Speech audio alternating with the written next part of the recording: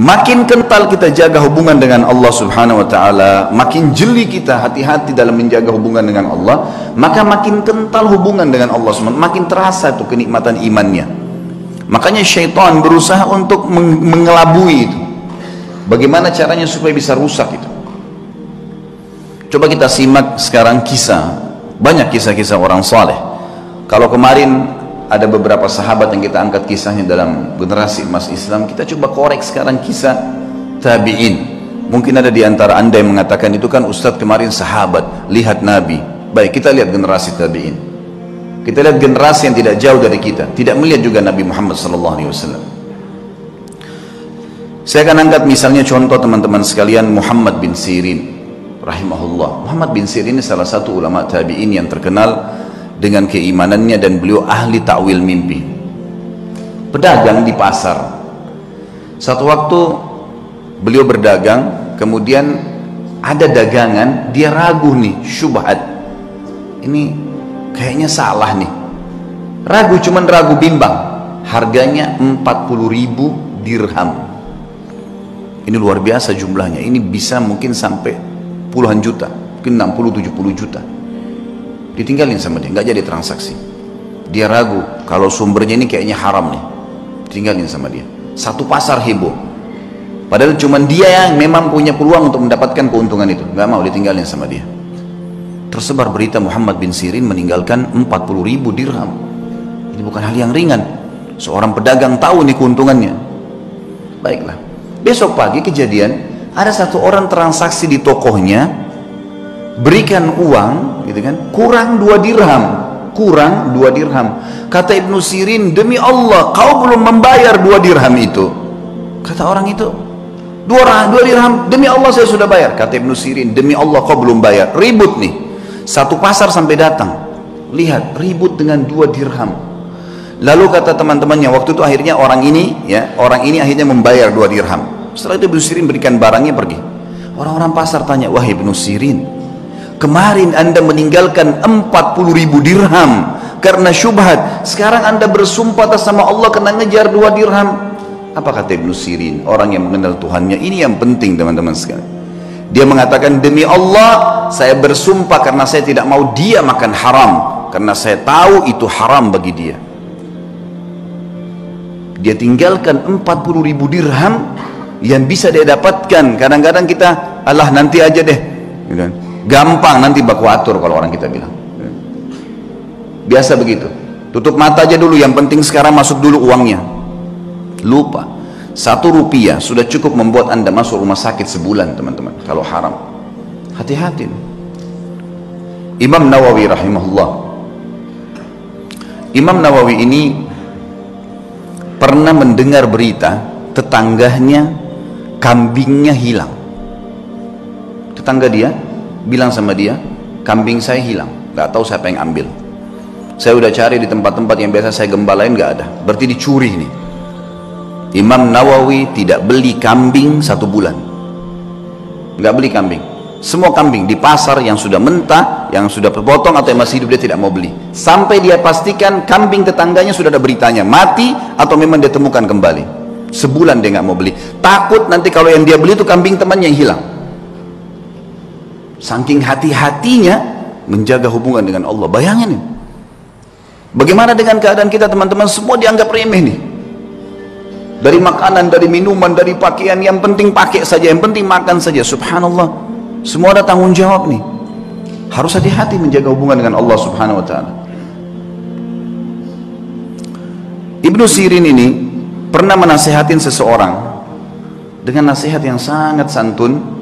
Orang ini kebetulan mencaci maki Hajjaj bin Yusuf. Kalau teman-teman belum kenal Hajjaj bin Yusuf, orang ini luar biasa jahatnya. Hajjaj bin Yusuf ini terkenal dengan kejahatan, gitu kan. Artinya orang ini suka menyiksa orang, suka mukul orang, gitulah ceritanya, gitu kan. Yang jelas ringkas cerita, Hajjaj bin Yusuf ini dicaci maki oleh seseorang di sebelah Muhammad bin Sirin. Ini orang gini, ini orang gini, ini caci maki macam-macam. Kata dia, nasihatnya sangat luar biasa. Sah ya ibna akhi, hati-hati dengan ucapanmu wahai saudaraku. Fa innal Hajjaj aqbala ila rabbih ketahuilah Hajjaj ini yang sedang kau bicarakan sedang menuju kepada Tuhannya. Ini sedang menuju kematian. Tidak usah khawatir, sejahat apapun dia, sehebat apapun dia, pasti mati. Dia sedang menuju ke Tuhannya. Wa innaka innama taqdimu 'ala Allahi yaumal qiyamah, dan kau juga sedang menuju kepada Tuhanmu dan kau akan bertemu dengannya pada hari kiamat nanti. Satajid anna ahkara dzam min dzunubika asyarru min ala nafsika min a'zami fa'alahu Hajjaj. Dan pada hari itu, di hari kiamat, kau akan temukan dosamu yang paling kecil, kau akan lebih khawatir dan lebih takut daripada dosa terbesarnya Hajjaj yang pernah dia lakukan. Dia akan dihukum sama Allah. Tapi nanti hari kiamat kau akan temukan dosamu yang paling kecil adalah sesuatu yang lebih kau takuti daripada dosa terbesarnya Hajjaj. Falikul limri'in sya'nun yughnih. Ketahuilah, semua orang akan sibuk dengan perkaranya sendiri. Ya. Wa'lam anna Allah azza wa jalla sayakhtassu minal Hajjaj mimman zalamahum. Dan pasti ketahuilah dan yakini Allah akan membalas Hajjaj, ya, orang yang sedang kau bicarakan itu, dari orang-orang yang dia zalimi, tidak tertinggal sedikit pun. Wa yakhtassu lil Hajjaji mimman yadhlimuna. Tapi ingat, Allah juga akan menolong Hajjaj dari orang-orang yang menzalimi dia. Fala tashghilanna nafsaka ba'dal yaumi bisabbi ahad. Oleh karena itu, mulai hari ini berhenti mencaci orang lain. Nasihat yang luar biasa. Karena orang kenal Tuhannya. Orang buruk pun jangan ceritain, tidak usah urus-urusannya orang. Sudahlah, gitu kan. Tugas kita kalau kita lihat aib pada diri orang, alhamdulillah nggak ada pada saya. Ya Allah berikan dia hidayah. Cukup, sebatas itu saja. Jangan lebih. Kenapa dia begini? Kenapa dia begitu? Kenapa dia begini? Untuk apa kamu campurin itu? Apa gunanya buat kamu? Ingat, dia akan berhubungan sama kita di hadapan Allah dengan keadilannya Allah. Kezaliman yang dia lakukan sama kita, kita akan ambil. Tapi kezaliman kita pada dia juga dia akan ambil. Gak ada yang tersembunyi hari kiamat. Kisah yang lain, Muhammad bin Sirin, masih Muhammad bin Sirin, saya akan sebutkan beberapa figur. Muhammad bin Sirin ada 3 kisah yang saya angkat. Tadi kisah kedua, kisah ketiga teman-teman sekalian. Muhammad bin Sirin ini pernah membeli madu. Madu ini kebetulan dibeli 1 gentong besar. Kalau gentong di zaman dulu itu mungkin ya bisa menampung sekitar 200 kilo madu sampai 250 kilo madu. Waktu dia beli, dia taruh di gentong, rupanya malam hari atau dia tidur, dia lupa tutup gentong itu. Masuk tikus. Tikus ini masuk ke madu. Masuk, dan ini madu diambil karena jumlahnya banyak, jatuh tempo. Muhammad bin Sirin rahimahullah lupa tutup, masuk tikus. Tikusnya waktu dia bangun pagi dilihat mati di madu itu, nggak bisa keluar, melengket mati. Muhammad bin Sirin rahimahullah mengambil madu itu semuanya dibuang, sengaja cari sungai dibuang.